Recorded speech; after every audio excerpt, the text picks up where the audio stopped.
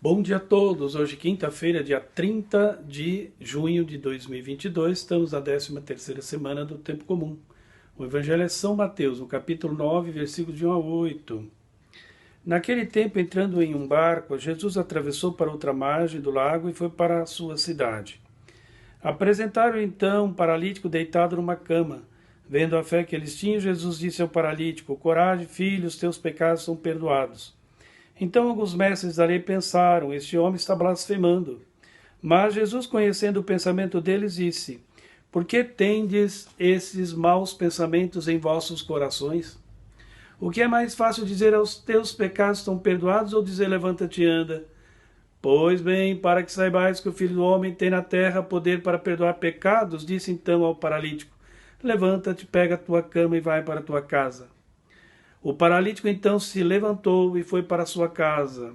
Vendo isso, a multidão ficou com medo e glorificou a Deus por ter dado tal poder aos homens. Olha só. Mais uma vez, os mestres da lei dão prova de que são incapazes de entender e de aceitar que uma força divina estava sobre Jesus, aquele que eles consideravam um homem comum. Fiéis e radicais à tradição judaica antiga, sabiam muito bem distinguir o que era a ação divina daquilo que era a ação humana.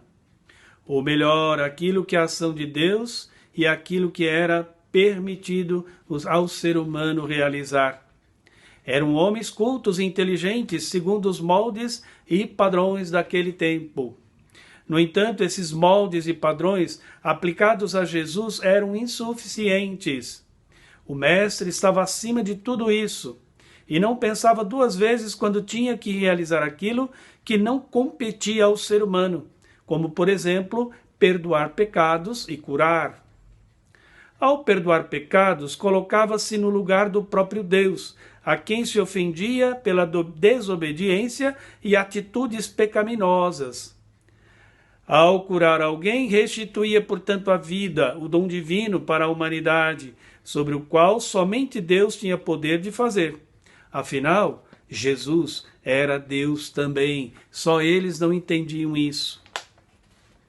Mas a isso os mestres da lei não tinham capacidade de entender e nem muito menos aceitar. Seguiam uma teologia fraca e defasada. Aquele paralítico curado por Jesus, hoje, certamente tinha também pecados. E Jesus não faz nada pela metade. Prefere curá-lo primeiro da paralisia do coração, da qual o pecado procedia, para depois curá-lo no mal físico. No julgamento apressado dos mestres da lei, a ação de Jesus em relação ao paralítico também tinha conotação de blasfêmia contra Deus.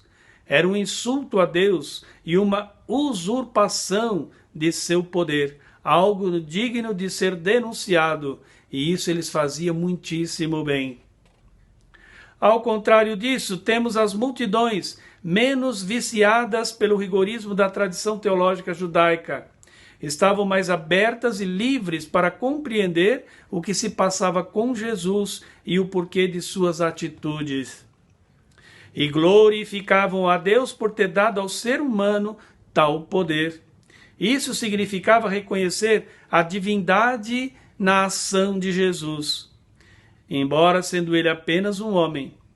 E mais reconheciam que Deus não se atinha aos esquemas dos quais os mestres da lei queriam enquadrar Jesus.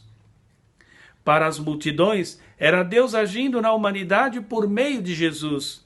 Portanto, reconheciam e identificavam nas ações de Jesus o amor de Deus atuando na história humana, em favor, sobretudo, dos menos favorecidos.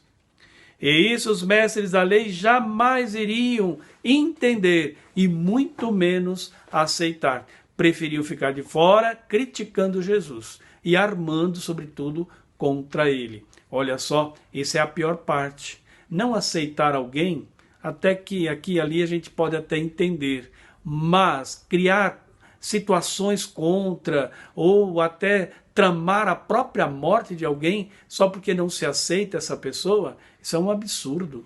Isso não existe né? Isso não cabe em pensamento nenhum. Apenas numa cultura radical e intransigente. Isso até pode acontecer. Então, meu irmão, minha irmã, reze comigo.